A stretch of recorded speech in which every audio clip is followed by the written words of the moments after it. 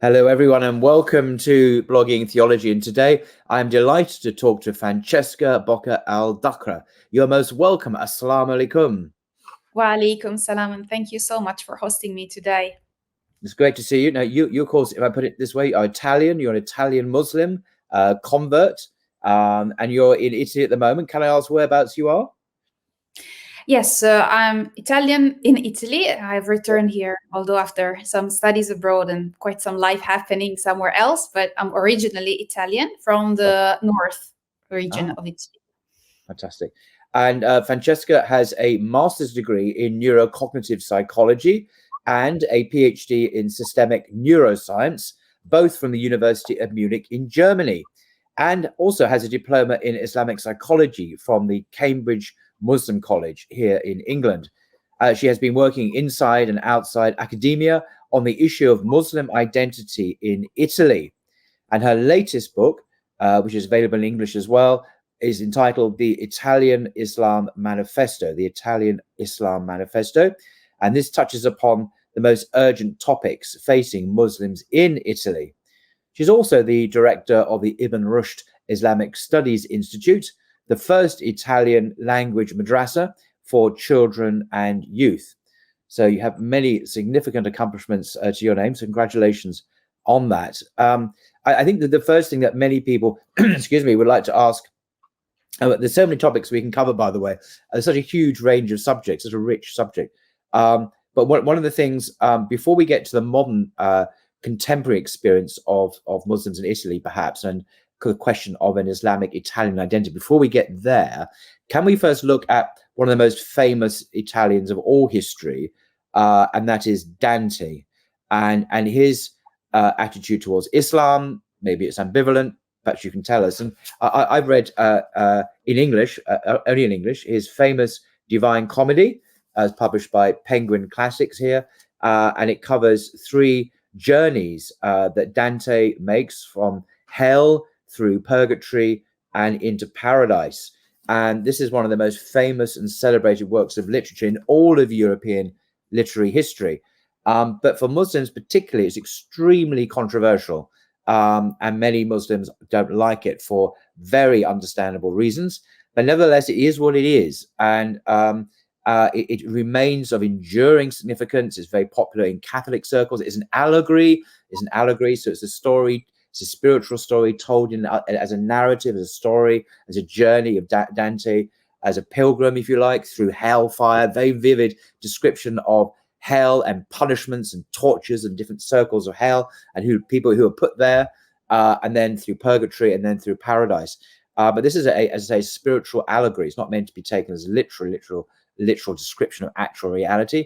And it was and still is seen as a spiritually significant work for Christians to gain benefit from in terms of their own spiritual development and life. I remember as a Catholic, I used to read this for that purpose as well.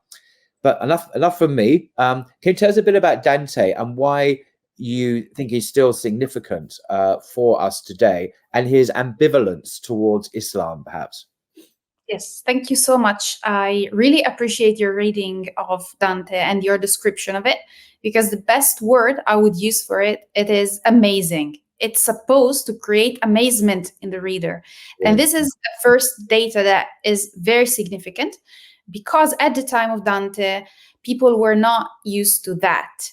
Catholic writings were something more moral, something more explicit in what they were meaning to teach to the people. So Dante comes up, he writes, of course, poetry, he writes treatises on politics, normal stuff, and then he comes up with the comedy, which is really amazing. But it's amazing on many levels. One level is the fact of its origin.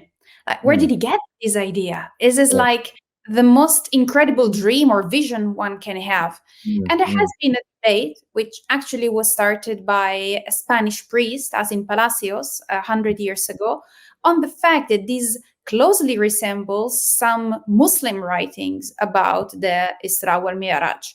And there are some sources for that. And of course, it has been troublesome 100 years of this theory, because the Italian Dantist circles didn't really accept it until a few decades ago. This it sort of gained popularity. So the idea is that even the idea of the Divine Comedy comes up in a world, or in a way of understanding which is influenced by Muslims, which seems strange. But it's not, because Dante was strongly influenced by Islam in his learning. For example, Ibn Rushd was a figure that for him was so important that he could not put him in hell. In fact, you find him in the purgatory. And we find many more allegories that have to say that Dante was at least fascinated and at least had respect for Islam. The nux of the problem is, of course, his Inferno 19th part of the Cantico, where we have this big issue as Muslims. But why was Dante forced, in our understanding, perhaps as Muslim, to do what he did? Perhaps he had to affirm the fact that, okay, I have this sympathy for Muslims. I took the idea from Muslims. I wrote a treatise on monarchy, which really, really sounds like Al-Farabi. I put Ibn Rushd in the purgatory. Now I have to make people understand I'm really not so happy with Muslims. Otherwise, I would go into trouble. And if we're thinking about a time in which the church had strong control and could make or break a literary work, I think that perhaps his meaning in doing what he did are political and nothing more.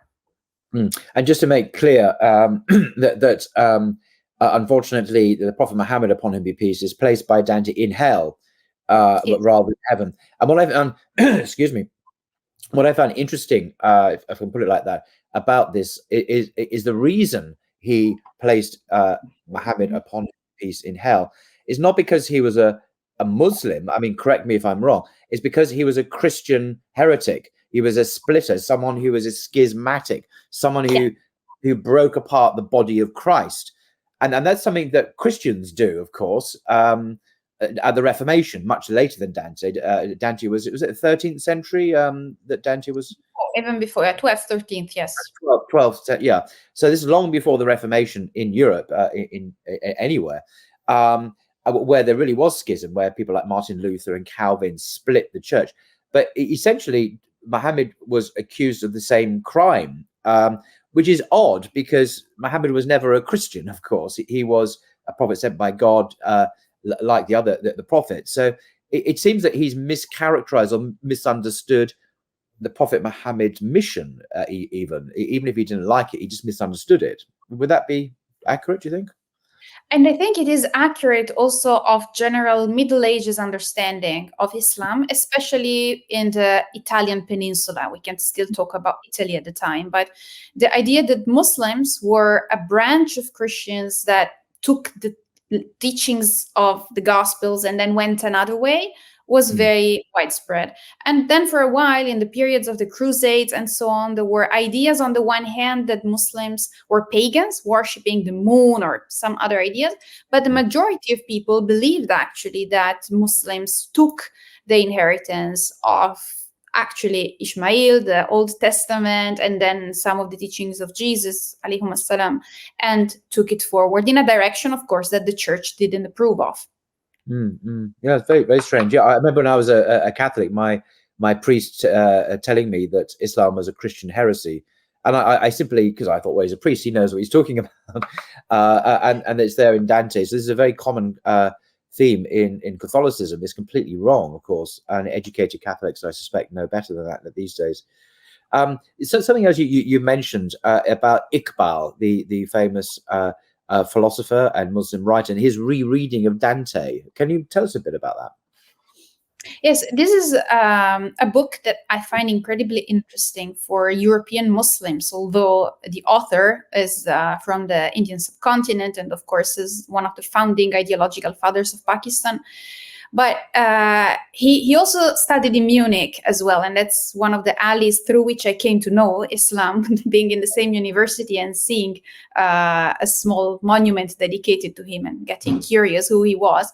And I figured out that he wrote at a certain point Javid Nama, a book in which he basically rewrites the Divine Comedy with himself, being the pilgrim, of course, being guided by Jalaluddin Rumi, and going through only heaven, though. And what is the reason? That the reason he states clearly is that Muslims should not put people in hell by name.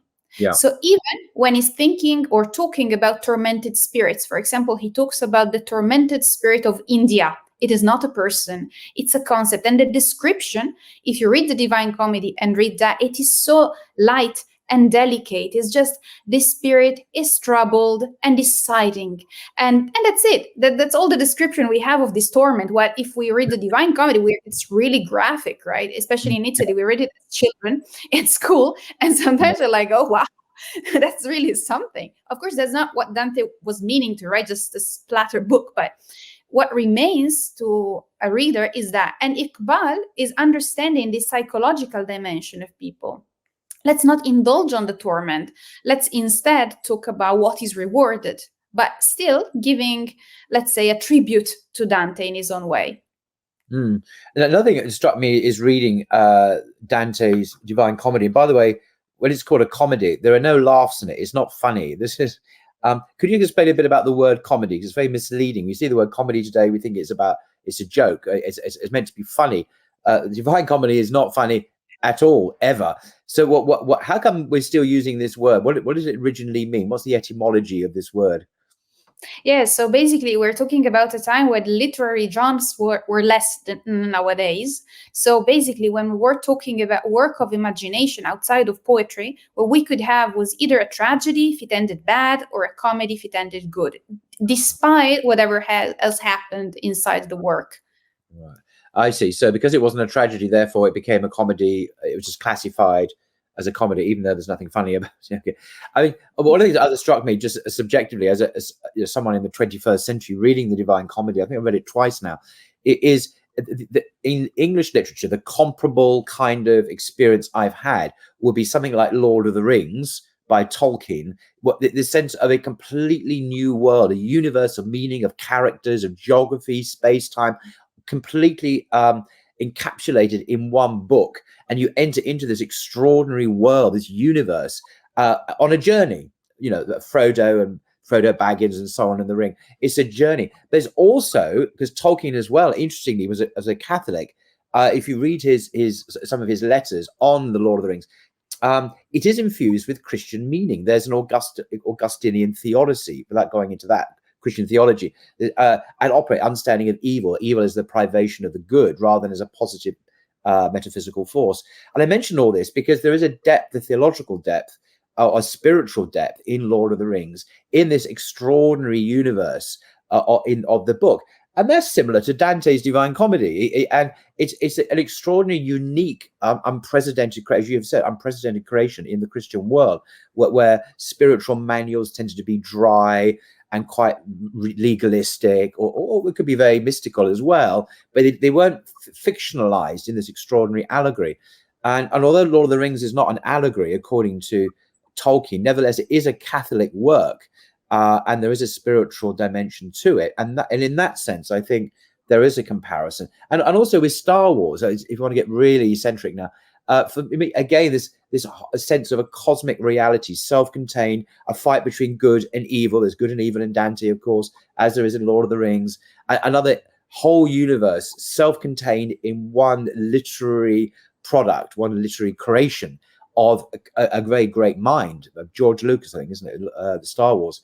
And so these are, for me, comparable genres or comparable literary products, which are phenomenally successful and popular throughout the world. Yes, and another aspect of it, I think, is this intuition that arrives to Europe through Ibn Rushd, although read in a slightly eccentric way, and that is the idea that truth can be conveyed through different meanings. So you can use the language of philosophy and you can convey truth, and you can use the language of theology and you still are conveying truth. This, although arrived through Averroism in Europe, which was a heresy, but the bottom point, the bottom line of it really influenced several generations until the Renaissance of European intellectuals that really thought, oh, wow, we can still convey this truth we understand even through allegories, metaphors, and some things that Of course, we had still the time of the Greek and the Romans that were abandoned for a while because of perhaps they were thought of being less noble ways of expressing oneself. And you mentioned the Greek philosophers, Plato, Aristotle, Socrates. I think they're all in limbo, aren't they? In Dante's Divine, they're Yes. not sent to hell, but they're in this kind of region that is neither blissful nor full of pain, but a kind of fairly neutral, even bland existence. But they're not damned. But they can't go to heaven, of course, because they're not Christians. Because people like Socrates obviously were not Christians. So it's this curious realm of limbo in Dante. Perhaps we can move on to other Italian thinkers talking about Islam. The only one I've heard of is Umberto Eco, in the 20th century. I think he died not long ago. But there are other ones. Do you have any? Could you perhaps introduce briefly their thinking about Islam? Yes, so Islam is talked about in the Italian cultural world, especially in the high culture. So let's say philosophy of history in particular. But it is talked about in a way which is remarkably different than the way it is treated, for example, in the UK. That's another place I have experience of, or Germany. If we talk about Umberto Eco, he's very interested in the great figures of Islam, Ibn Sina, Ibn Rushd, especially the ones that are relevant to the Western culture, that brought something to the West. And this is, of course, a way in which we could say, well, you're just looking at Islam as if it was instrumental to the West and not on its own right. But that's another story. What is interesting to me as a Muslim who lives now in Italy in 2024 is the fact that these thinkers have an idea of Islam as something really old and really finished, concluded. For example, in the books of Umberto Eco, we see sometimes the treatment of Islam as, the medieval splendor, or we talked about their great works of translation as if, they are different people and there's not something that we're dealing with every day. And Umberto Eco, by the way, was a strong supporter of the theory that Dante took from the Islamic world, and that the Islamic world has given a lot to Italian culture even before the thing called Italy actually was united. And I find his position really interesting in that. Interesting.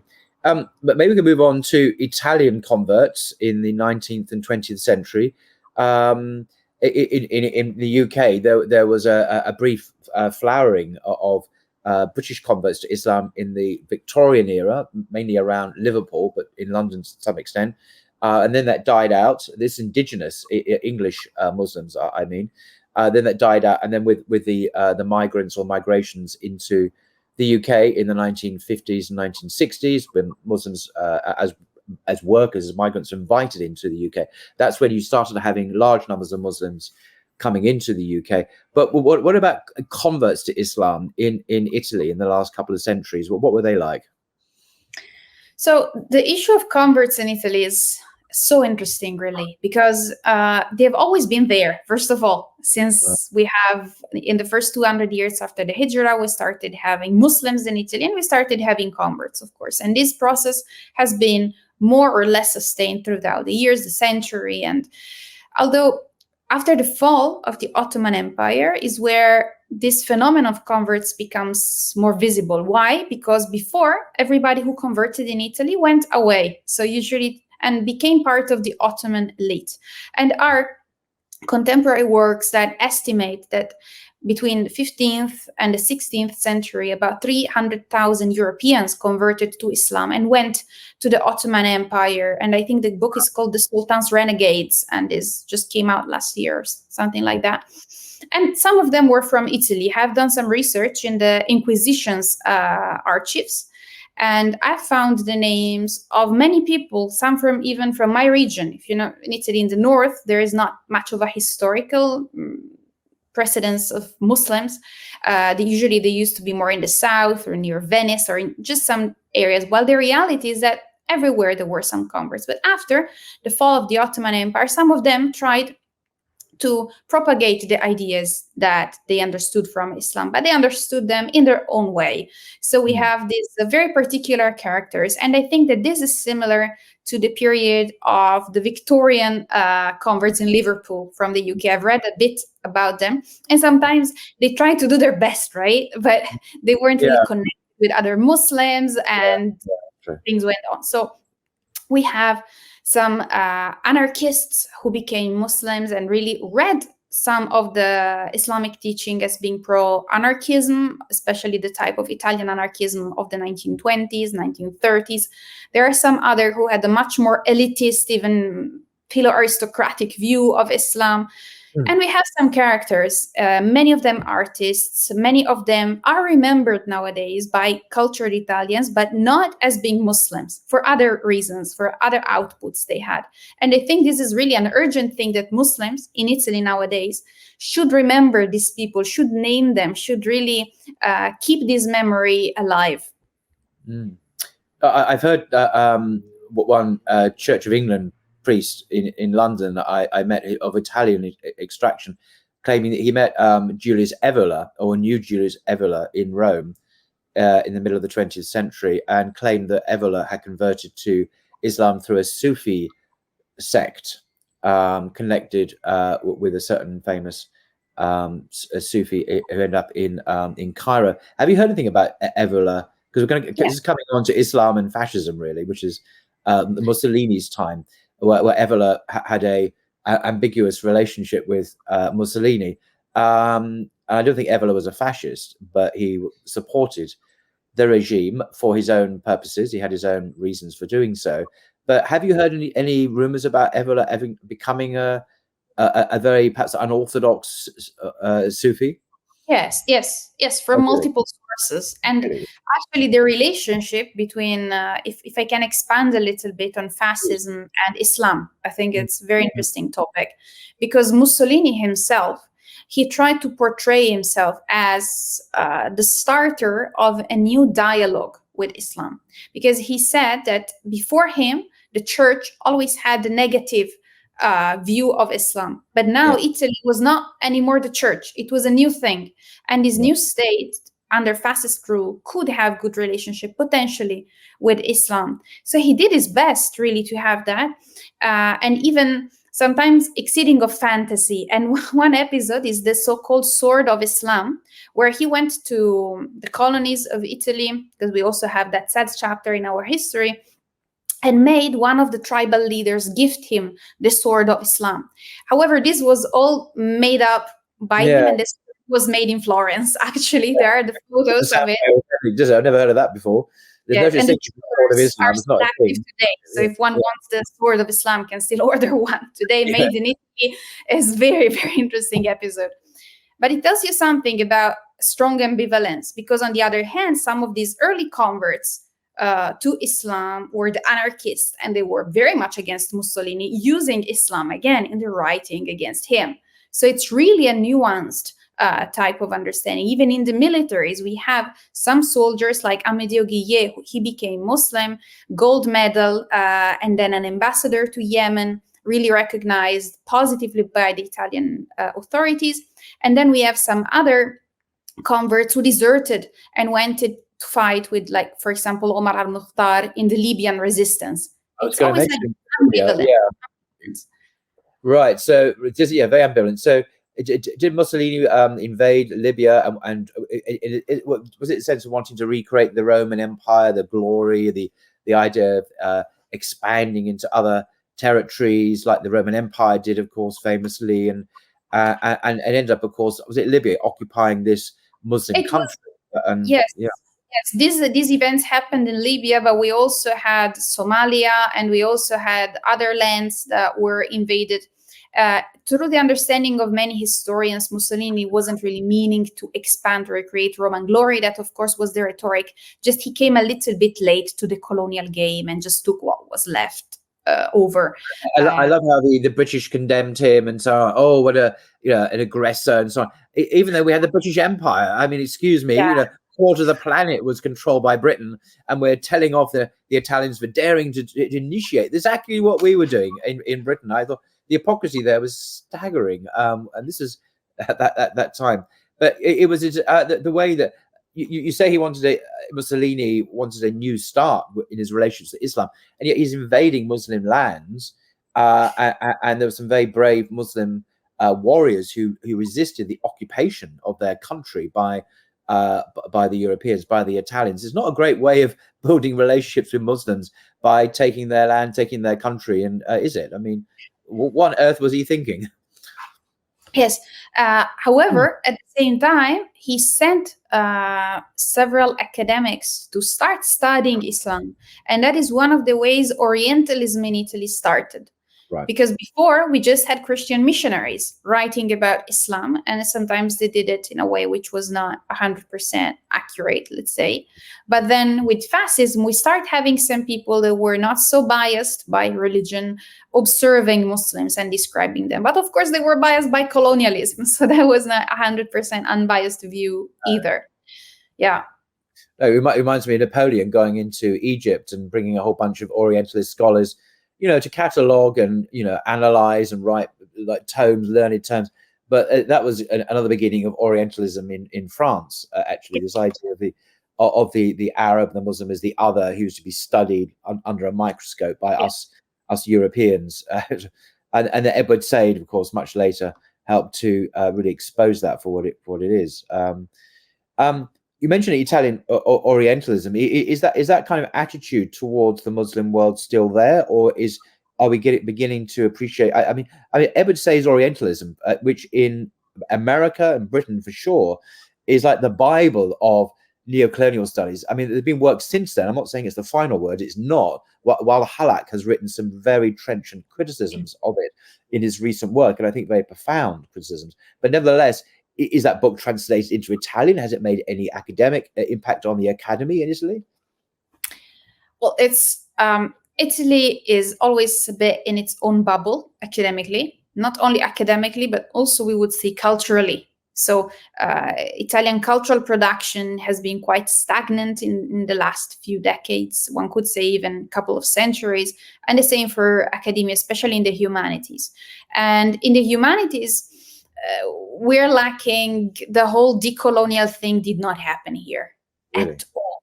And there are several reasons. First of all, because Italy did not really accept its own past as a colonial power.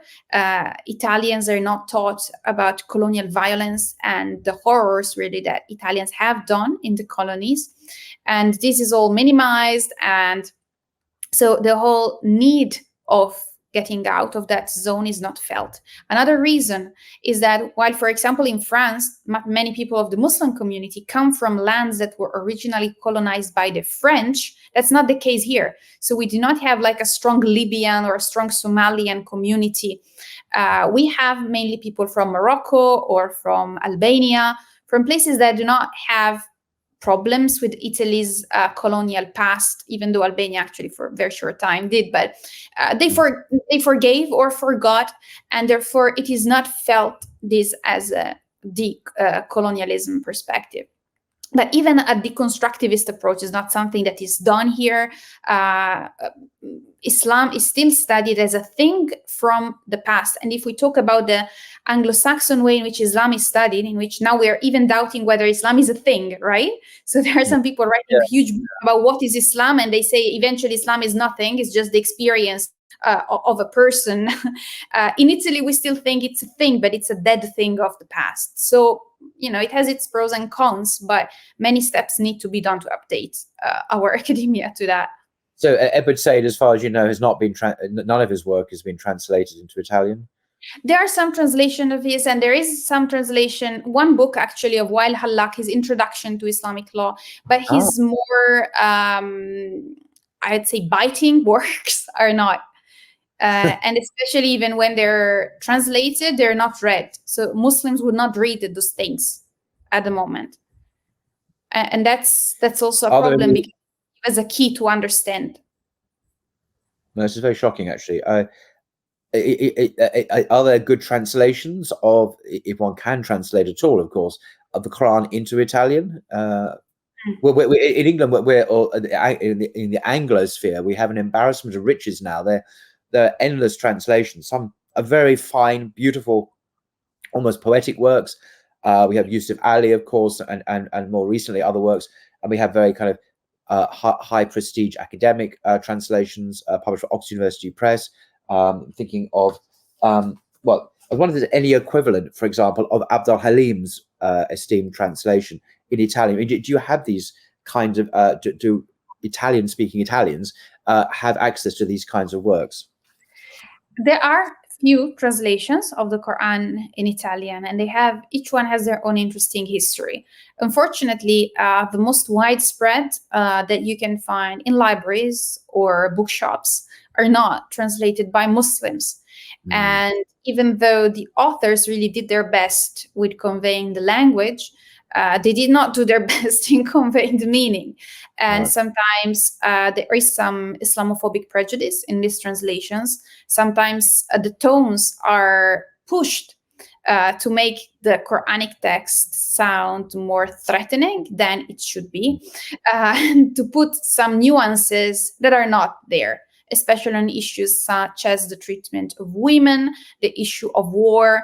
Really, the wrong words are used on purpose. There are, however, two translations by Muslims. One which was by Professor Mandel, who was a Muslim professor at the University of Milan, one of the very few, and his translation is considered as good, but the most widespread is currently by Hamza Piccardo, who is an Italian person, a convert who has been working tirelessly in the last 40 years of his life, may Allah reward him, to provide a translation in Italian of the Quran to as many people as possible. And he's also the one approved by Saudi Arabia and translated and printed the most. So that is the landscape. It's of course much less diverse than the ones you have in the UK, but still something is being done on that. Good, that's good to hear. There's a subject also about the forgetting, the systematic forgetting of traces of Muslim history, Muslim presence in Italy, because Muslims historically, I don't mean today's Moroccans and Albanians and so on that you've referred to, but historically parts of Italy, parts of Sicily perhaps, and other parts were part of the Muslim world, were they not? Yes. And there is also the forgetting has been done in waves in Italy, because we know the presence of Muslims in Sicily, although it was a very particular presence, we have not to forget that it arrived through the Fatimids. So it was at the beginning not a Sunni understanding of Islam, although then the Maliki school also got some traction there. Then we have other experiences because the Muslim got expelled from Sicily and they were sent to some other parts of southern Italy in some sort of old school reservations, we could call them, pieces of lands reserved for Muslims. And there were even emirates in some cities in Italy, in the south. There were emirates, of course, very small. And we have the presence of Muslims, of course, in Venice, Genoa, any city that had a harbor, or especially commercially. But one thing, for example, that we can never find, except a couple in Sicily, is mosques. Right? Remains of mosques are not there. When there are remains, they have been converted into churches, although that's a natural event. But what is most striking to me is the absence of tombs. And these I have been thinking since 2020, when we had the COVID pandemic, and in my community we had the issue of burying people, because usually what has been done here is people prefer for their body to be sent back home, especially immigrants, and converts end up being buried as Christians at the end of the day. So now, though, there were quite a few bodies that we needed to bury, and some cities started opening up, creating a little space in the cemetery where at least the tombs could be oriented slightly onto the correct way. And then I started wondering, okay, but this must have happened before, right? And I discovered that tombstones were removed, lost, forgotten. And actually, the only source I could find was a book of the 18th century in Latin, translated Tombstones in Arabic at the Vatican museums. But people do not visit them. It's not known where they're from. They're not really shown and embraced as part of our heritage, like as we would say, the Egyptian museum or whatever other museum we have in Italy. They're just kept there on the side, not translated, not appreciated. And removing the tombs is really something quite sad, right? Because it removes names, stories, histories, presence, a peaceful presence, because someone who just dies on the land and is buried there, loved that land, maybe cultivated that land. It gives an image of Muslim not just as pirates or this idea that for a while in Europe prevailed, but as, common people that just live the same land and did the same things as we do now. Gosh, fascinating. And I mean, is Islam recognized as a religion in Italy, or is it simply ignored as a kind of a private phenomenon? Does it have any status? It is basically ignored, but surveilled at the same time. So we get the worst of both worlds. The situation of Islam is that, well, actually, after fascism, there is a way in which a religion can apply to become a religion in Italy. And there are several. Of course, Catholicism has its own special treaty, but there are all other religions, from different denomination of Christianity to Hinduism to Buddhism. Even religions I didn't really know existed have this agreement with the state. Islam does not. Nor Sunni Islam nor Shia Islam, no type of Islam ever has it. Why doesn't it have any? I mean, given that Islam is the second largest religion in the world, and likely to be the biggest religion in the world in the not too distant future, if current trends continue. I'm not saying it's that big in Italy, of course, but nevertheless, it is globally hugely significant. One would think that it would be recognized by now. Yes, so in Italy it's not as huge, but it is still 5% of the population. And this means that it is much more in percentage than many of the other religions that are recognized. So I could tell you a bit about the process that the state has proposed to us as Muslims to be recognized. And it is a work table in which Muslims sit to get representatives of some Muslim associations. And I think that's okay. I have no problem with representatives of Muslim association being there. It's fine. It's wonderful. But they're seated together with academics who study Islam from a sociological or whatever point of view, and politicians. And then they discuss. And this has been going on since more than 7 years, with the same people sitting at the same table and nothing is happening, right? And one is asking, so why are they keeping their job? Not the Muslims, of course. The Muslims are doing all they can. I'm talking about the other parts of the conversation. And at a certain point, after whole of Europe was with the problem of terrorism that lasted for quite a few years, these representatives of Muslims were even asked to sign a pact in which they would sign that they would behave well as good citizens.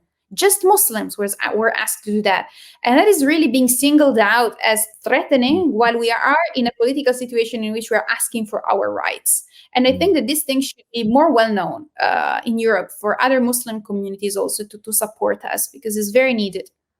This is a shocking story, and that brings us up to the current government in your country, in Italy, which, as far as we can see here in Britain, anyway, is quite a right-wing government, populist government. How has that impacted your life as a Muslim and other Muslims in Italy? Has it had quite a negative impact, or is it not at all? Yes, well, I talk as a privileged person, right? Because I am an Italian citizen.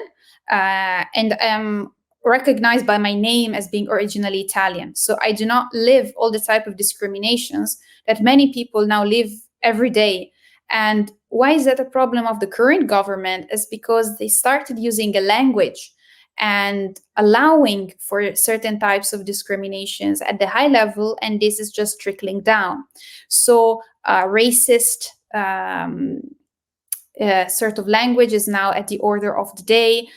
We now have some European parliamentaries which became such from writing racist books about the fact that the Italian race is going lost. And now we have elected them. And this is dangerous. And this is something as un-Islamic as you can go, right? Because also as Muslims, racism is something that our tradition fights very strongly for. And so as a white Italian Muslim, sometimes I ask myself, how can I be an ally of the other Muslims that are perhaps racially discriminated? And the answer is not clear, because I'm simply not present when these things happen, or perhaps I don't have the right language, or just the fact that I wear the hijab makes me someone that these people would not listen to. But we have to think, what can we do about it? And of course, in Italy, we also have a very difficult pathway for Muslims to become citizen. So the right of voting is not in the hand of Muslims at the moment. And this is also very dangerous. I mean, when people beseech to become Italian citizens when they're Muslim, I know from to give parallel examples in places like Germany, where if you want to become a citizen of Germany now, you have to explicitly state that you support Zionism, I mean, the state of Israel, and other political statements you have to sign up to. I think in Belgium and Holland, you have to state that you support LGBT, and these incredible ideological tests that you have to pass to then become part of a free society where you can think what you want and be part of a democracy. But to get through the gate, you've got to become a secular liberal, or you won't get citizenship. It's less the case here in the UK, and I don't know about the United States, but are there these kind of ideological tests or filters that one has to pass through just to become a citizen in the first place? Well, here it is even worse because citizenship applications are refused for almost no reason. So people do not arrive at the stage in which they have to say something. And I have seen in my own community, I live in a town where the percentage of Muslims is very high, is about 10%. That's as high as it gets here in Italy. And I've tried to help people to go to the bureaucracy because it's not easy, right? It's a pathway which is done in order to not be accomplished by people. And applications get rejected just because someone, for example, was a bit too active in the mosque or did too many travels into Muslim lands, even though they're his original lands, or no reason at all sometimes is given. Then when citizenship is given, though, no type of allegiance is asked except to the constitution. Right. It's very shocking, actually. So talking about Muslim identity, Italian Muslim identity today, if I may just quote from your book, the Italian Islam Manifesto, you write, Italian Muslim identity still does not possess a meaning in reality. In theory, instead, it is a polarizing term. For some, there cannot exist an Islamic culture in Italy. Italianness and Islam would be mutually exclusive, and the mere presence of Muslims would represent a threat to Italian identity. The argument of this book, you write, is the urgent leap from theory to reality. And those are very powerful words, and it's difficult, really, as a British Muslim, to get my head around that, because although the idea what it means to be even what it means to be British is not clear anymore. It's contested, and British people have no idea really what it means anymore. But in that kind of fogginess, Muslims can fit in somewhere and are usually very well integrated, like other groups. So it's not really a mainstream issue so much, although there are some rumblings now from politicians. But that's another story. But in Italy, you don't even seem to got to that stage, it seems. So there simply is no identity, Italian Muslim identity at all. It's simply absent. And if that is the case, what is the path forward, do you think, in the future for making that a reality? Well, that requires a lot of imagination. I could tell you what I think, and that is the fact that Italians are very confused about who they are. So this is dangerous, because then it becomes that their identity is their ethnicity, and that's the worst start of any story. Their identity is their cuisine, and the fact that they're smartly dressed, and that there is a lot of museums and churches around. Well, that's true. You are. I mean, even if I may say so, as a hijab-wearing sister, you're incredibly stylish. I'm not meaning that in a funny way. I expect that from an Italian. No, but the cuisine is outstanding. Everyone knows this. The museum's incredible. The architecture. That's why Italy is one of the top tourist destinations on the planet, and rightly so, along with some other European countries as well. So that there's not like there's nothing there to have an identity with, but although the racial thing obviously is a bit darker, but there is something there, isn't there, that one can latch onto? Yes, and I think that if Muslims start to get involved with the cultural aspects of Italian identity, that could change the game. And what I mean is start producing poetry, literature, art in a way that is, for Italians, the way of showing that someone is really well integrated is paradoxically, I think, for other countries, producing art much more than paying taxes. And I know that this is very different than what many other countries require from people to become a part of them. we had in my institute a case study of a young poetess. She started writing poetry talking about the issues of Muslims in Italy. It was spoken word poetry, and she's always the only Muslim doing it in the contests, in exhibitions, wherever she goes. And people are so struck by her, and they really start loving her so much because they say, "You're talking our language. This is really what speaks to us." And this also brings another big topic, and this is the topic of architecture. For Italians, the beauty of buildings is fundamental, of course. Yes, And yes. the fact that mosques are usually placed not by the will of Muslims, but by the orders of the state and the administrations and the locals, to areas that are by definition ugly, which is industrial areas, and they are just one industrial building inside the industrial area, gives to Italians the idea that Islam is something that doesn't care about appearances, doesn't care about beauty, does not care about art. And this is just the opposite, right, of what me and you know.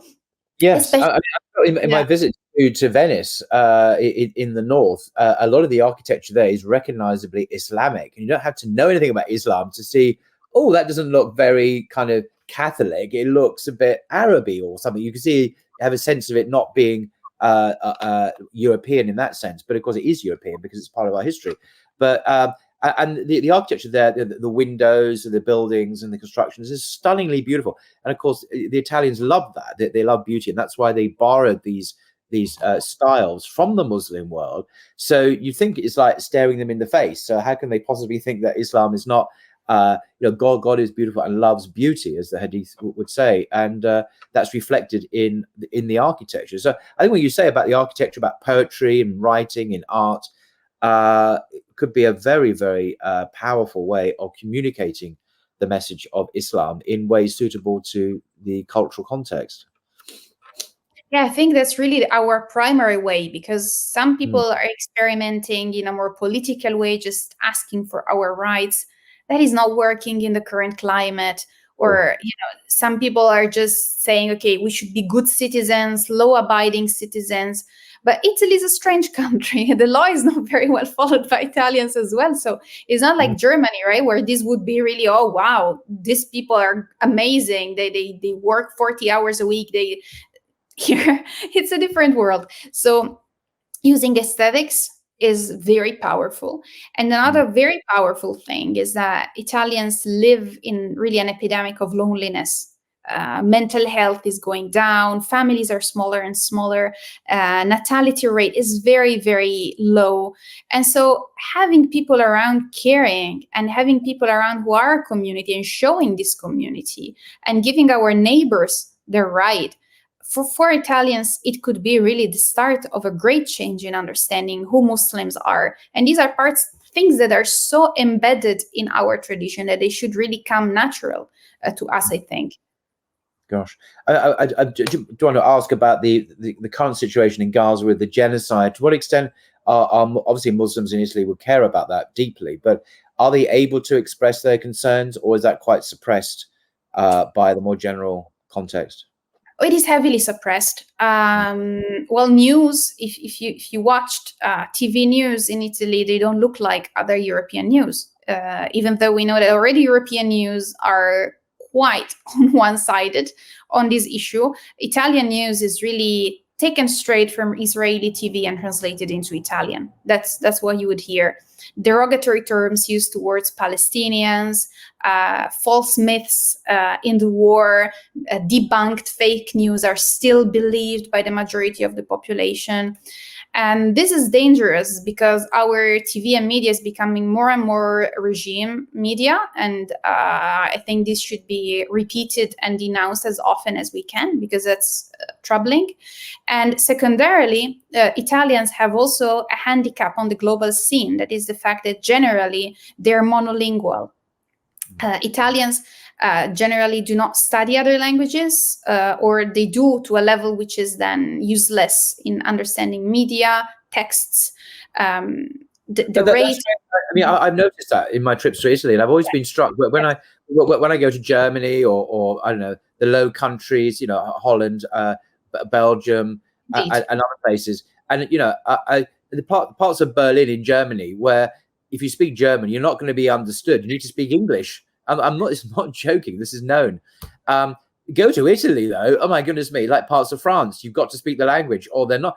Even if they speak English, they're not going to speak it to you. They're just going to make you speak their language. No, but Italians don't seem particularly interested in learning English that much compared to many of their European counterparts, and this always struck me as odd, actually. But then I would say that because I'm biased myself. This is an issue because we can't reach the world, and the world now is telling us something that, especially towards the situation in Gaza, but this is not the first time. Also, the way all the Arab Springs or several other international events are reported here is very insular, and that is dangerous because controlling news is the first step of really problems. let's call them. Oh, that's worrying. Very worrying indeed, really. But so finally, Rich, to ask about online Muslim life and identity. Obviously, the online social media platforms, X/Twitter, Facebook, YouTube, and so on. Are Muslims active on? I assume they are active on these platforms, but are they having an impact? What's going on there on the online community? Yes, Muslims are super present online in Italy. And sometimes their presence is really, they're living as Muslims more online than offline, because many converts, for example, they can't come out of the closet. We also have that issue, right? We're secret converts, a lot of them. Or we have born Muslims who do not show their Islam on the workplace at all, and then their feeds online are full of Islamic content because they really love their religion, right? They want to have a way to show it. So there is a lot of Islam being lived online, but the negative side, I think, is that a lot of it is amongst Muslims. So we're not having an impact on how Islam is perceived outside our bubble. We have our bubble. Sometimes it's nice, sometimes it's not, because of course the usual problems of online Islam is being sectarian and promoting division and things that we try to fight with different means and in different ways. But even when it is the most positive, inclusive environment, still it does not go outside. And this is a problem, of course, we encounter with all sorts of algorithms, right? If you're in, you see it. If you're out, you don't. So eventually, even though this life is so rich, it is invisible. And another problem with it is that it is very focused on appearances. Because, for example, in Italy, the most used hashtag is hijab more than Islam for Italian-speaking content. And that should tell you something, right? Because I am projecting my image of my Muslim appearance, not of what is lived Islam by me, even if it passes through a hijab or whatever else. And so superficiality on the one hand, being in a bubble on the other hand, these are things that we should think about, even if we want to have Italian Islam lived more online than offline. Well, living more online than offline is a reality for many people in the West, in America, and it's not just an Italian experience, because it's the nature of our lives today, and it can increase loneliness and isolation because it's not very real. It's not really three-dimensional reality, really. Well, I think really, and there's so many more questions we haven't discussed. For example, St. Francis, and there's so many things we could have spoken of. But in terms of, if you wanted just to share with us your to a Western and non-Western but English-speaking audience about Italy, about your experience or the reality of Islam in Italy, what would be your final kind of message to us that we could focus more on your experience and benefit from it and actually follow it as well in the future? So the positive side would be, perhaps, do not neglect artistic expression as a way to show who you are in whichever country you might be, because I see that this is a language that is not very much spoken by Muslims everywhere around. And on the other side, in which how the international ummah could help us, I would say is make connections, please, because we are too isolated. We sing our own song and live our own life. But if we had the same experiences from a British, a German, a French, a Somali Muslim, these would enrich us so much more and let us know your figures, your heroes, positive examples to start from, because our pool is very small. And so this limits us, really. Mm-hmm. Well, you're a fantastic example of someone who has built those bridges across cultures and languages. You're obviously fluent in English, doubtless other languages as well. So you are ideally placed to build those connections and just to break out of those bubbles a bit and make connections, because we are one big family, one ummah globally, and so we are related in ways that transcend mere blood, but in terms of the spiritual, the ultimate meanings of life, we are all connected in that profound way. So we must be making these connections. We're obliged to. We're not split into nation states, not in the Ummah. We shouldn't be. We should seek to transcend them into some unity rather than division, of course. So are there any English language or English speaking portals or sites that we as English speaking people can access that are Italian? Obviously your work is a part of that, but could you kind of suggest something that we might access online? Well, there's really not a lot in English. That's our problem. That's our problem. We live in Italian or in Arabic. So this could be an advantage, actually, because if converts and second generations manage not to lose Arabic, this would really, really, really help us having a direct connection to our great texts and our great heritage. Although I think also English is really necessary because it's the lingua franca that we have everywhere else. And, you know, the more languages one learns, the more world opens to them. But at the moment, I do not think there is any English speaking initiatives for Muslims in Italy. So sorry about that. Well, I hope that will happen, mainly through you. I suspect you're going to be the power behind that. So I do wish you well with that. And thank you so much for sharing this extraordinary experience, your history of Italy and Islam in all its very complicated and ambiguous realities. And I think there's a positive future there. I think I'm always very optimistic about these things. I think about the future, but just thank you very much for that. And inshallah, we will talk again and keep that connection going. So thank you very much. Until next time. Have a great day. Thank you.